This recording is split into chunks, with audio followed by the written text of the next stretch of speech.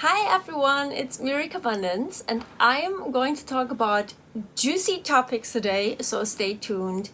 Do watch the whole video because there's so much packed in here, it's like not even funny. You need it. And give me a thumbs up if you do agree that you actually needed that. You see here, what I ate 1 year ago in Quasi Recovery, but making steps. These are like my watery oats. I would not like this. Yeah.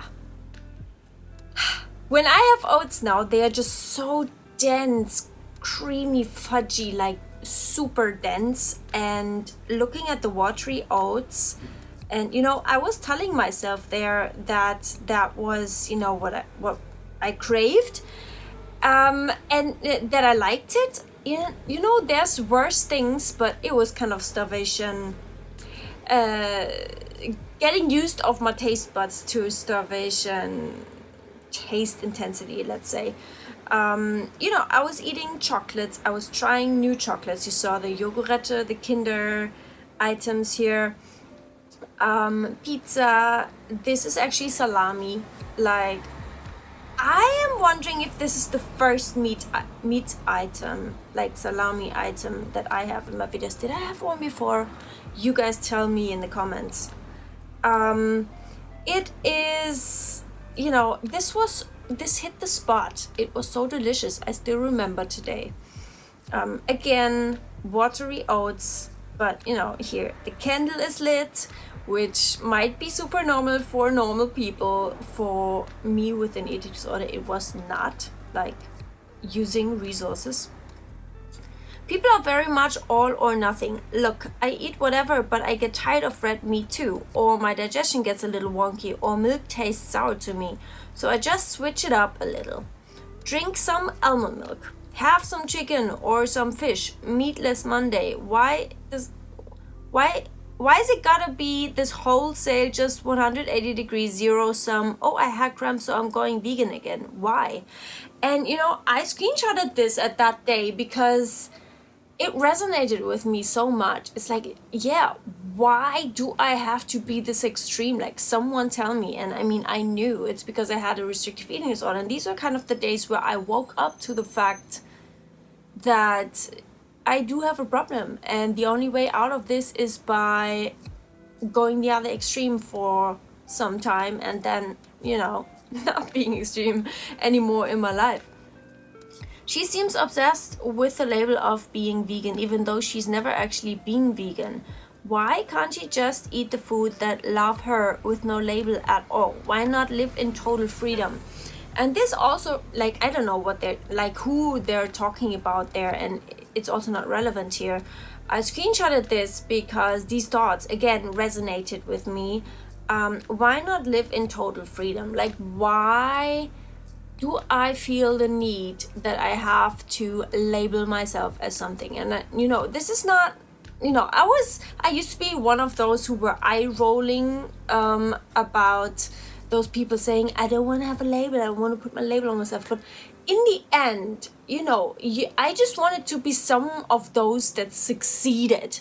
I wanted to have that status of, I'm still vegan after 10 years. And, that's great if you are, but, if you have mental issues because of that, and your eating disorder is using your ethical veganism, and your ego is actually using that, and you're staying in a restrictive eating disorder, it's like, no, you gotta go for the total freedom. Like, not only half-assing some freedom, but you're only going to completely recover if you're going to let go of all rules. And I don't care how ethical these rules are in their background, and I just had to come to these terms. And I hope me talking about it helps some of you who are in kind of a similar spot. That doesn't mean you can never be vegan again, okay? But, your eating disorder has to be fully recovered from. Take a year to just completely get rid of it. My life is worth living. I pondered on these words, like, just ask yourself, what makes a life worth living? And how could it be without the eating disorder? The more I relax, the better I feel. That's 100% what I felt. The more I got in, like, closer towards real recovery. I am fulfilling my purpose in this world. I did not really feel like that when I was in quasi recovery still, but I knew that when I really go for full recovery and when I have more and more courage, that this would apply to me as well. Had veggies before I allowed myself to have this kind of platter. I craved cheese. This looks like vegan cheese actually, on sourdough, and some kinds of cakes, and all beautifully staged on the plate, which that is not depicting true real recovery, right? Like, I was very obsessed with making it look nice to myself, but also for the photos I took for you guys. But at the same time, it shows that I was proud that I was doing this, but at the same time it also shows my fear and my anxiety that I was actually eating this. Also, what you don't see on the photos, I want to be totally real here, is I was still weighing these things. I was still kind of estimating, counting up all of the calories that I was consuming, and kind of making them fit into the calorie target that I have for myself, which is totally not recovery, like trying to hit the minimal guidelines or something. It was so nice to just walk straight into a restaurant without me having to scour the menu before we're allowed in, or without me taking us from place to place looking for something safe enough to eat. Yeah, 100% that was me. I used to find holidays with an ED really highlighted how rigid and restricted my world actually was, and the impact this had on the people I loved. I struggled so much being away from my routine and control. Again, 100% me it was. Again, some more, one more watery oats time. I actually, I wanted to still eat all of the healthy, safe foods, but leave enough room for me to eat unhealthy, like the fear foods that I had, because I knew I had to challenge them. But my mistake there clearly was that I was still forcing myself to eat the healthy foods in the first place, but then also to kind of have a calorie target that I was trying to fit fear foods and stuff into. Like, real recovery is you eat according to your mental hunger. It doesn't even, like, regardless of the calorie number you're going to consume. And that's just something that I was not able to wrap my head around yet there at that point in time. But I would have been able, but I should actually say I was not willing to do that yet. That's basically what it was, because you can choose it anytime. Saying someone can't be said because someone else may have it worse. It's just like saying someone can't be happy because someone else might have it better. And then now you put in recover. Someone can't recover, or someone isn't sick because someone else is sicker. That's what you do. Okay. These were 2 Big Macs. My first Big Macs pretty much ever in my life. Like, is it that way? I'm pretty sure. I can't remember having eaten a Big Mac ever in my life before. Like, normal, a burger, yes. Well, yeah, because, anorexia came into my life when I was 14. Then after that was considered recovered, but actually wasn't. And I was kind of living a balanced life with all kinds of different, This was a huge moment. I had 2 Big Macs. I really went for it there. But the problem was still there. And my mindset was abundant. And I was grateful for my courage, but I was still making the mistake of compensating in some other kind of ways, like by still tracking, by still eating the safe foods to have a balance, forcing the balance. My actions create prosperity. And I really did feel that in that moment when I was having these Big Macs, and you know what? I remember feeling incredibly good. after Big Mac. It was like my body was like, oh my gosh, yes, give me this. This feels good to me. And this really blew my mind, because I thought, oh man, I'm just going to have such digestive issues. I'm just going to feel so bad. And like mentally I did, but only because of the eating disorder, because of the fear and the anxiety around it. But I pretty much felt better after the 2 Big Macs than after this bowl of peaches and watermelon you saw right there. And you know why? It's because my body, it didn't maybe, I'm not saying it needed like the cheese and the meat, but it needed like calories, fat, carbs, like density, like but maybe also the meat and cheese, like whoever knows. Maybe some, I can really imagine that some animal substances that you don't usually eat, like in normal healthy circumstances, can actually benefit the human body when you're in a starvation state. Like, surprise. Yeah. My dreams are much greater than my fears. Also something that really helped me, because yes, I mean, am I going to live in fear and not be able to actually outlive my dreams? Like, no, my dreams are bigger than my fears. Box of cake, you better believe I ate everything that you saw here. We were, going out for picnic. Guess that was dinner, it looks like it. And, this was really brave. And it's also with butter. But I think, no, that's not actually vegan cheese. It's cheddar. It's like a real cheddar, full fat cheddar cheese. I think from by Kerrygold. And so the thing is, and also actually I was kind of body checking here with this photo. Like I wanted to see later in the photo if my legs look huge or not. Yeah. That's telling. It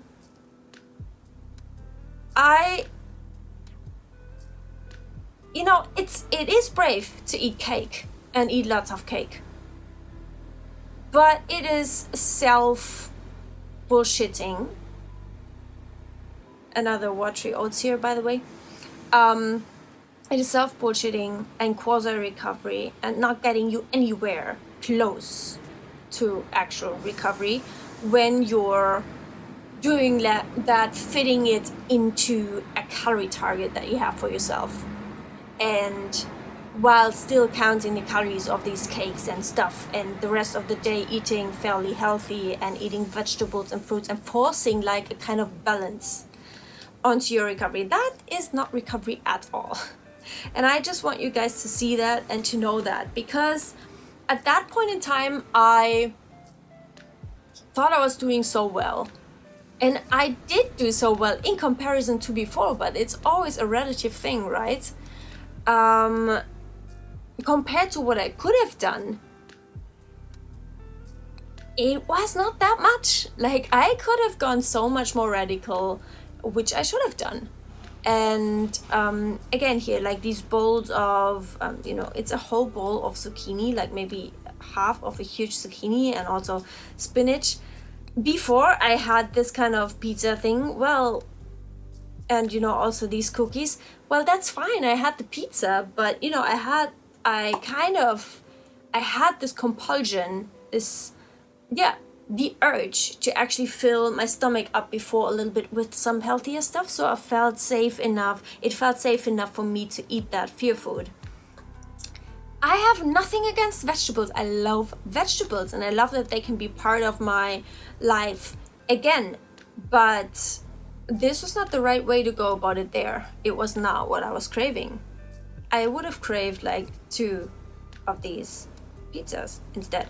This is the Magnum Billionaire, Golden Billionaire or something ice cream. It was my first one, I think, of these, and this was actually the best ice cream I still remember that I up to that day had ever eaten. And that sounds very strong, but that's how it was. Like, I was blown away and I was so grateful in that moment. And you saw me also eating a whole pint of Magnum. I rate Magnum very high.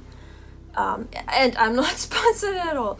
Okay, so someone found protein vegan bars in Lidl, and I actually, I tried them, and they show here what they like best, which sort they like best, and I just think they taste so rubbish. And it's because of all of the artificial sweeteners. And have some fucking chocolate, and not like, if you want chocolate and not protein chocolate. That's just my thoughts. This is about calorie counting, and she says to count calories but without pressure. And I cannot go about this fast enough here in English because it's in German, but I'm just trying to get into the most important. What means healthy eating for you? To eat what you feel like, that there are no bad or good foods, and that's fair enough. To listen to your body.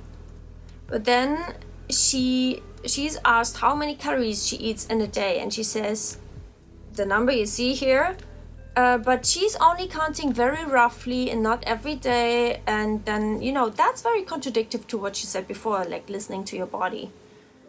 And then she's asked if she ever tracked and if she stopped with it, and she says yes, she's tracking, but it doesn't stress her. And she tracks because otherwise she would eat too little, and that rings my alarm bells. That's a red flag, because if you're eating without restriction and without fear of calories, you are not going to have a problem with eating enough. And she says she's doing a little bit of exercise, like a grandma, basically. But we're coming to that later. And she says she doesn't really have a normal satiety and hunger drive again, and that's why she counts calories.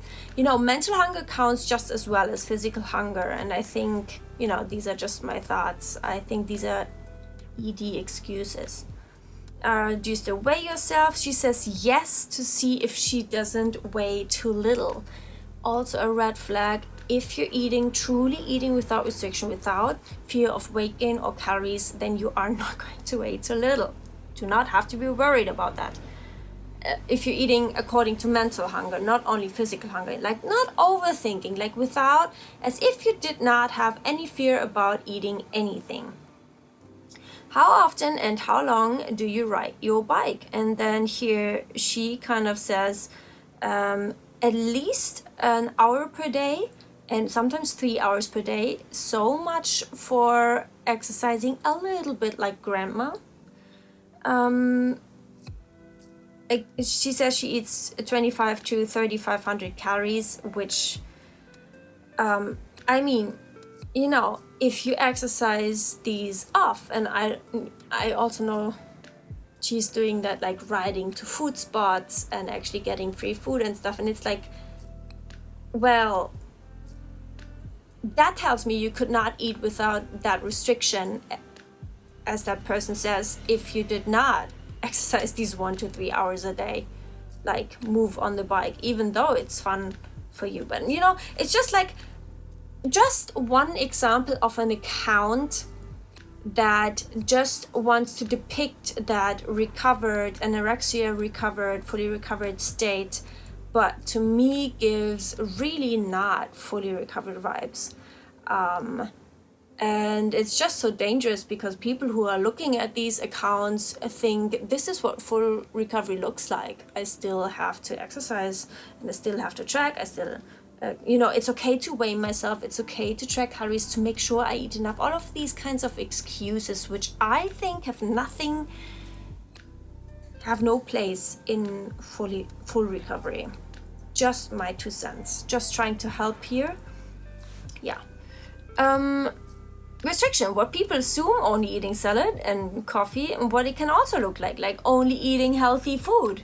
Also there's a sandwich, banana, oatmeal. Many people think, wow, this is like, so she eats so much food. And people usually always thought that about me, like, you eat so much food, like no one would have thought, I have a problem there. many people were jealous of how much I could eat. Still restriction, still can be too little also, by far. Avoidance of certain foods that are viewed as bad, unclean, and unhealthy, that's restriction. Trying to be good certain days of the week or certain times of the day, avoiding mental and or physical hunger. And yeah, that's something that's overlooked so many times. Like, I don't care if you're not physically hungry, if you're thinking of food all of the time, that is hunger, just as much as physical hunger. That means your body wants like you to focus on food. And it's going to do that as long as you're not eating enough, as long as the energy is not coming in. We were meeting up with a friend here, one of our closest friends, and I actually had a doner kebab there. I remember it so much because I was craving kebab so much, and having it with like real meat and real sauce was, in that moment, was kind of like the Big Mac moment. It was like my body and my soul, and I know it sounds huge, but like very dramatic. It's like I emotionally took a deep breath and relaxed, you know. And I was like, the whole world opened for me, kind of, with this thinking of, wow, and if I can do this like generally in every moment and every second of the rest of my life, girl, your life is going to change. Like, that is what I was thinking to myself. That freedom that comes with that actually enables you to actually outlive your dreams. Yeah. Another banana ice cream also, you know, I think this is with carob. It's also something that I I've always loved. I love to eat it now also, but not to replace anything. But there, I would have just wanted to eat all of these 4 foods. Like, I'm telling you, you cannot see that in these photos. I did not want this banana ice cream the most of all, you know. It was also delicious, but no. You know, I wanted to have what you saw there and all of these other 4 foods, but I was afraid to eat them really in the quantity that my brain wanted. But that would have been the thing that I should have done. Okay, so this kind of picture actually, yeah, I just included it because I remember it really triggered me, because that's the person that I showed you the screenshots from, like about the calorie counting and tracking and in my humble opinion, excuses why that person is doing that and the exercise and stuff, and you know, kind of saying, well, I like doing that and it doesn't stress me, and so it's okay. It's like me saying with the veganism, and also I said all of these things about calorie checking as well. I was there as well, and I just kind of, it triggered me so much because I also saw here, wow, yeah, she's so slim, and I was like, I want to be fully recovered and be that slim as well, and she's my recovery inspiration.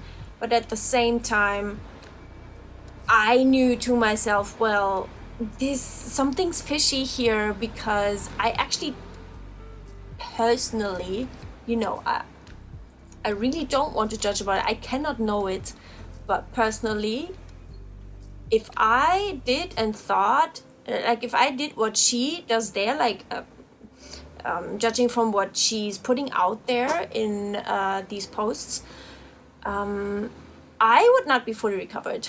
Like, I would be very much still deep in my eating disorder and sell it as or present it or believe it myself to be.